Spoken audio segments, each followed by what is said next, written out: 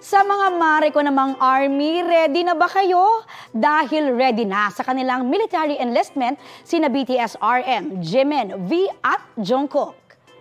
Ayon sa agency nilang Big Hit Music, hiwalay ang enlistment ni RM at V. Sabay naman sina Jimin at JK.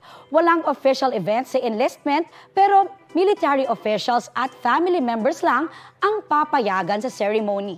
Hindi rin binanggit ang exact date ng enlistment. Pinasalamatan naman nila ang pag-unawa ng Army at ang patuloy nilang pagmamahal at suporta sa grupo. See you in 2025, Bangtan!